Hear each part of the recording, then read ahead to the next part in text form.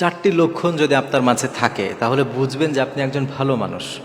ভালো মানুষের চারটা গুণ আছে, চারটা খাসলত, চারটা বৈশিষ্ট্য আছে। যদি আপনার মাঝে থাকে, আপনি ফিল করতে পারেন, তাহলে আপনি বুঝবেন যে আপনি একজন ভালো মানুষ হতে পারেন। এই চারটা গুণ, এর মধ্যে 1 নম্বর হচ্ছে, ভালো মানুষের একটা গুণ হলো অনেক সময় সে যখন নিজে রেগে যায়, প্রচণ্ড রেগে যাওয়ার পরে যার উপরে রেগেছে তার জন্য আবার মায়া হয়, এই জন্য অল্পতেই তার রাগ ঠান্ডা হয়ে যায়।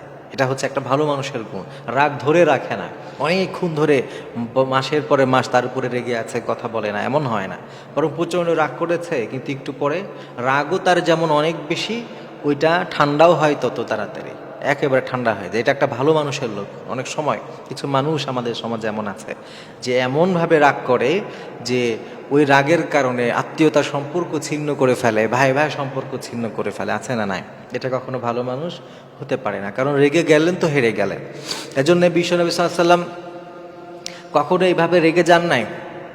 আবার নবীজি সাল্লাল্লাহু আলাইহি ওয়াসাল্লাম আমাদেরকে আত্মীয়তার সম্পর্কটাকে বজায় রাখতে বলেছেন, কিন্তু অনেক সময় এই সামান্য রাগের কারণে আত্মীয়তার সম্পর্ক নষ্ট হয়, ভাই ভাইয়ের সম্পর্কটাকে নষ্ট করে ফেলে, আছে না না? এটা করা যাবে না। বরং এর থেকে ভালো মানুষ তো সে যে প্রচণ্ড রেগে যাওয়ার পরেও আবার নিজের থেকেই সে ভালো হয়ে যায়।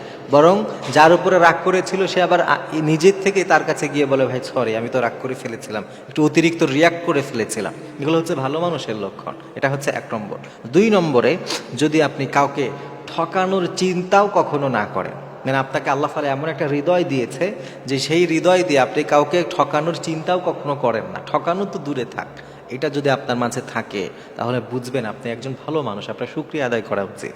আপনার লাইফে যদি কখনো এমন মানুষ আসে যে মানুষটাকে দেখেছেন সে নিজে ঠকে কিন্তু অন্যকে ঠকায় না, অন্যকে ঠকানোর চিন্তাও সে কখনো করে না, এই লোকটা হচ্ছে একটা পিওর মানুষ, একটা ভালো মানুষ। এটা হচ্ছে ভালো মানুষের একটা গুণ।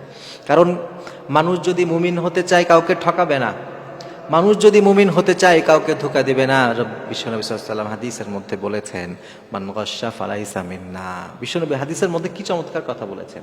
বিশ্বনবী বলছেন, যে ধোঁকা দেয় সে আমাদের ভিতরের না, সে আমার উম্মত না, সে আমাদের অন্তর্ভুক্ত না। কারণ যে ব্যক্তি ধোঁকা দিতে পারে, যে ব্যক্তি মানুষকে কষ্ট দিতে পারে, সে আর যাই হোক প্রকৃত মুমিন হতে পারে না। এজন্য প্রিয় ভাইয়েরা, 2 নম্বরে, যার হৃদয়টা এমন যে অন্য কাউকে ধোঁকা দেওয়ার চিন্তাও সে কখনো করে না, তাহলে বুঝবেন সে একটা ভালো মানুষ। 3 নম্বর, 3 নম্বর হচ্ছে, আপনি যদি সহজেই কাউকে বিশ্বাস করে ফেলেন। অনেক সময় সহজে মানুষকে বিশ্বাস করে ফেলি, আবার এটার জন্যে আমি বিপদে পড়ে যাই, এমন হয় না?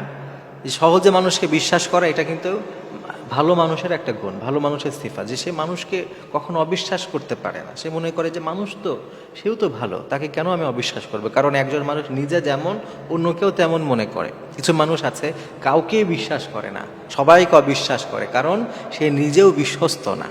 তো যে মানুষটা নিজে বিশ্বস্ত, সে অন্যকেও বিশ্বস্ত মনে করে। তবে মনে রাখবেন, হাদিসের মধ্যে এসছে, নবী সাল্লাল্লাহু আলাইহি ওয়াসাল্লাম বলেছেন, মুমিন ব্যক্তি কখনো এক গর্তে দ্বিতীয়বার পড়ে না। এটার অর্থ হচ্ছে, আমি সবাইকে বিশ্বাস যেমন করব, আবার সাবধানতাও অবলম্বন করব, যাতে করে আমি বারবার ধোঁকায় না পড়ে যাই। তো যে মানুষটা অল্পতেই মানুষকে বিশ্বাস করে এবং নিজে বিপদে পড়ে যায়, এই ধরনের মানসিকতার মানুষগুলো অনেক ভালো হয়ে থাকে। আর 4 নম্বর হচ্ছে, যে মানুষটা সবসময় চিন্তা করে যে আমার দ্বারা যেন কেউ কষ্ট না পেয়ে যায়, সে সবসময় এটা খেয়াল রাখে যে আমি এমন কোনো কথা বলবো না, আমি এমন কোনো আচরণ করব না যে আমার আচরণে, আমার কথায়, আমার চলাফেরায় অন্য মানুষ কষ্ট পায়। উনি নিজে কষ্ট পায় অনেক, উনি নিজে অনেক কষ্টে থাকে, এইটাতে ওনার কোনো যায় আসে না, কিন্তু ওনার মাধ্যমে যেন অন্য কেউ কষ্ট না পায়, এই ব্যাপারটা উনি সবসময় খেয়াল রাখে। এই গুণ যার মাঝে আছে সে একজন ভালো মানুষ। তার মাঝে আল্লাহ তাআলা একটা কোমল হৃদয় দান করেছে। তো আমাদের এই 4টা গুণের যদি আমাদের কোনো একটা গুণ থাকে, বা সবগুলা গুণ যদি কারো মাঝে থাকে, তাহলে বুঝে নিতে হবে সে ভালো মানুষ। তা আপনার চারপাশে যারা আছে, যদি কারো মাঝে দেখেন এমন গুণ আছে, আপনি তাকে মূল্যায়ন করবেন, আপনি তাকে সম্মান করবেন, তাকে আপনি মহব্বত করবেন। কারণ মনে রাখবেন যে আল্লাহ তাআলা আপনার লাইফে একজন ভালো মানুষ দিয়েছে।